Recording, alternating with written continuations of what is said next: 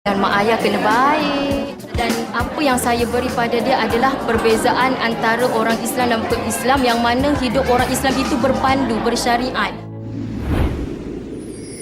Syukur Alhamdulillah kita sudah dapat menyaksikan sendiri paparan tentang aktiviti yang sudah dilakukan oleh 3 lagi ustazah pilihan yang memberikan fokus kepada perkahwinan, pergaulan dan keluarga.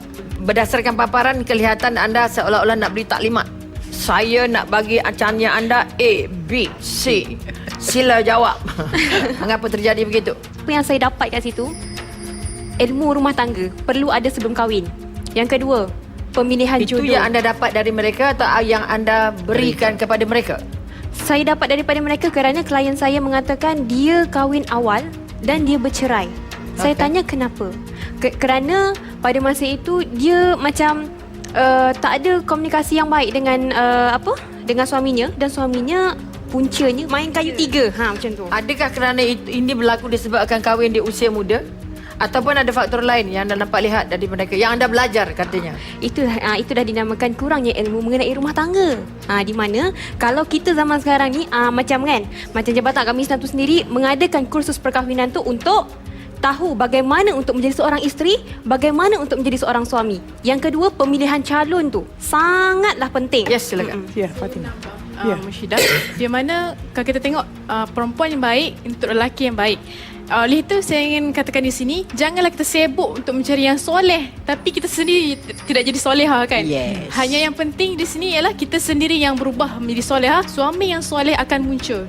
Itulah pegangan satu prinsip. pandangan yang sangat menarik. InsyaAllah. Okey, silakan. Kalau saya lah Musyidah kan, kalau saya menjadi Ustazah Akidah, saya akan cakap dekat kakak tu, Kak, flash lelaki dia yang sebelum ni daripada sistem, sebab you are too good to him. Sebab saya rasa kalau lelaki yang baik dapat perempuan yang baik, tapi bila lelaki tu tak baik, dia tak layak untuk mendapat isteri yang baik. Okey, artinya kita nak mengangkat balik kekuatan bahawa suami itu bukan pilihan Allah tapi pilihan dia. Ya. Maka kita kata pasti Allah akan menyembuhkan lagi dengan jodoh yang lebih baik. Itu cara untuk mengangkat. Macam mana Ustazah Siti dapat menarik klien itu sehingga dia sanggup untuk menceritakan tentang masalah anak dia dan dia pun menangis dan sebagainya, ya. Jadi apa nasihat-nasihat ataupun keyakinan-keyakinan yang Ustazah Siti berikan kepada ibu itu tadi? Klien saya ni dia tidak menyalahkan anaknya.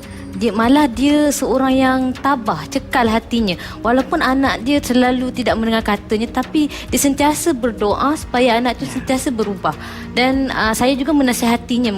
Dia sebab klien saya tu ada 2 orang. So yang seorang lagi tu Makcik Maimun tu anak dia 10 orang. Tapi alhamdulillah semuanya bagus. Saya katakan padanya, akak, ini ujian Tuhan. Tuhan nak menguji setakat mana keimanan dan kekuatan kedua ibu dan bapa ini dalam mendidik anak-anak dia. Jadi saya bagi perangsang kepadanya, ini adalah ujian, bukan satu hukuman. Okey, silakan. Seperti juga apa yang Ustazah Siti katakan tadi, belentur buluh biar dari rebungnya.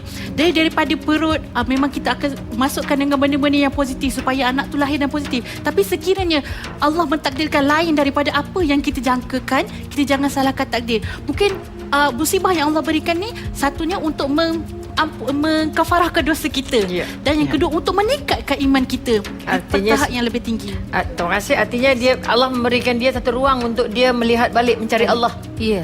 Daripada mencari kekuatan dia lain daripada Allah. Ini kekuatan yang kita angkat. Bagaimana anak 10 dididik dengan cara baik tapi meragam ke tak meragam? Alhamdulillah, yang ini kekuatan. 10 orang tu saya memang nampak Apa kekuatan yang ada pada ibu 10 orang dia berjaya tadi? kegigihan, ketabahan di dalam mendidik anak. Walaupun kita tengok kalau dari persekitaran itu ekonominya tidak berapa bagus seperti masyarakat yang Bagaimana dia dapat kekuatan itu? Dia dapat kekuatan itu melalui dengan suami dia. Suami dia dengan dia tu kira kuat. Didikannya bagaimana? Didikannya. Dia menghantar ke sekolah. Didikan mak ayahnya bagaimana? Didikan mak ayah. Saya ingin mendapatkan apa karakter yang anda nampak kuat pada seorang ibu dan ayah itu. Kecekalan ibu dia tu mendidik 10 orang. Walaupun 10 orang cekal tu dari pendidikan ataupun dari asuhan mak ayahnya atau dari masyarakatnya? Daripada asuhan mak ayahnya. Okey. Maka anak itu, bila anak dididik secara baik, maka dia punya hasil pun akan jadi baik. Saya suka tentang mengasingkan tempat tidur. Ya, saya Macam mana mungkin kalau kita sebagai seorang pendakwah apakah nasihat yang kita beri kepada orang yang mungkin membuat rumah untuk orang miskin? Berapa bilik agaknya patut kita buat? 3 bilik mencukupi. Untuk pertama untuk ibu bapa, yang kedua untuk adik-beradik lelaki, dan pertama untuk adik-beradik perempuan. Ya, saya. Okay.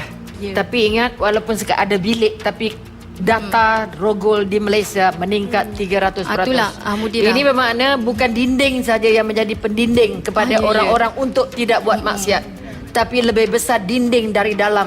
Walaupun betul. mungkin dalam satu petak, tetapi akidahnya kuat, dia tahu di mana aurat, di mana tahu di mana dosa. Demikian tadi hujah yang telah pun dilontarkan oleh 10 ustazah pilihan dalam Raudah pada minggu ini. Dan permakahan akan dinilai dan kita akan ketahui sebentar saja lagi siapakah yang bakal dinobatkan sebagai ustazah terbaik untuk minggu ini dan siapakah agaknya yang akan mengikuti jejak langkah Ustazah Faizah yang telah pun meninggalkan Raudah pada minggu lalu. Dan apapun, semuanya bakal terjawab sebentar saja lagi. Teruskan tontonan anda bersama dengan kami dalam Ustazah Pilihan Didik Wanita Terdidik Generasi, insya-Allah. Berdasarkan semua data yang kami dapat tentang pencapaian yang sudah anda tampilkan, maka Raudah ini diumumkan.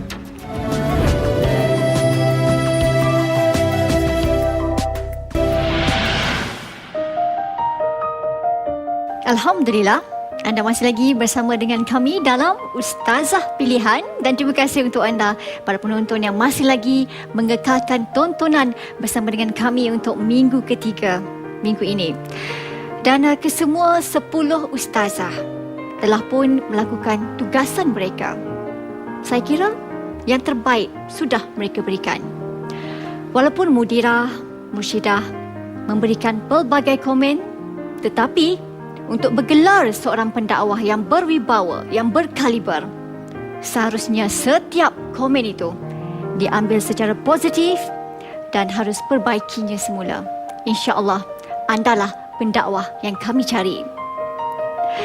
Dan siapakah agaknya yang bakal dinobatkan sebagai ustazah terbaik untuk minggu ini dan siapakah yang bakal memilikinya? Saya kira jawapan itu telah pun ada bersama dengan mudirah.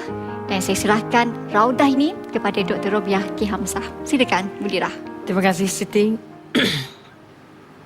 Perjalanan sudah sampai ke stesen terakhir untuk sesi minggu ini, di mana kita akan mengumumkan calon-calon yang ataupun kita kata ustazah-ustazah yang akan meneruskan perjalanan atau akan masih kekal di Raudah dan ataupun yang akan dan juga yang akan meninggalkan Raudah. Anda juga sudah memahami sesi terakhir ini membuat keputusan. Maka dengan kuasa yang diberikan kepada saya, maka saya bacakan 4 nama. Nama-nama yang tidak tersebut dalam senarai yang saya sebutkan ini dipersilakan meninggalkan Raudah. Pertama, Ustazah Fatimah, Ustazah Nina, Ustazah Fizah, dan Ustazah Firuz.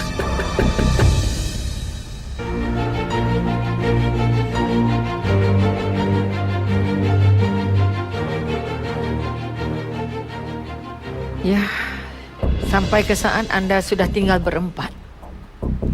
Dan berdasarkan pencapaian, suka saya menarik perhatian Ustazah Fatimah, Ustazah Nina dan Ustazah Fizah sudah pernah menjadi 3 yang terendah dalam perjalanan ini. Bagaimana perkara ini boleh terulang? Kecuali Ustazah Firuz kali pertama berada dalam senarai 4. Anda masih diberi kesempatan untuk membela diri, untuk memberikan kami pandangan ataupun apa yang anda rasa patut kami pertimbangkan sebelum keputusan terakhir diberikan. Pastinya di antara keempat anda ini ada seorang yang akan tersingkir dan ada seorang yang akan dipilih sebagai ustazah terbaik minggu ini. Maka untuk itu kami ingin anda memberikan pandangan masing-masing untuk kami membaiki keputusan-keputusan andainya kami berjaya dipengaruhi oleh data-data anda.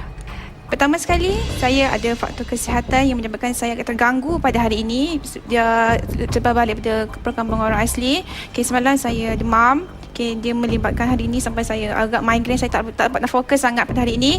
Tapi saya dah buat semampu dan sebaik boleh pada hari ini.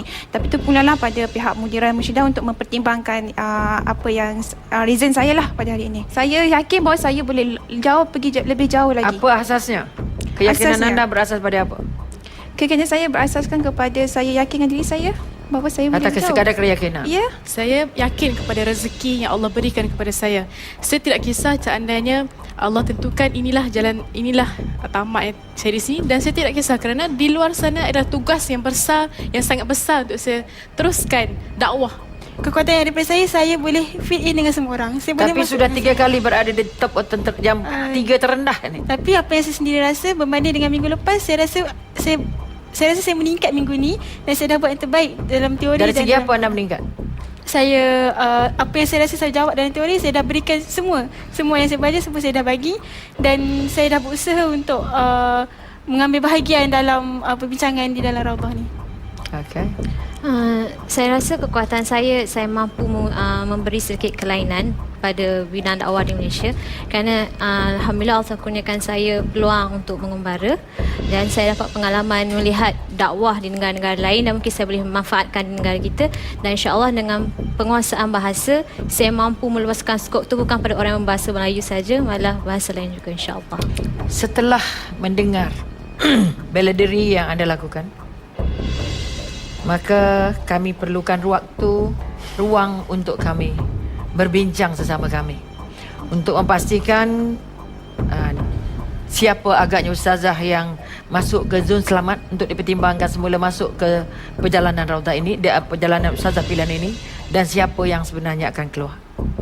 Maka dipersilakan keempat-empat anda meninggalkan Raudah dan akan dipanggil sebentar lagi.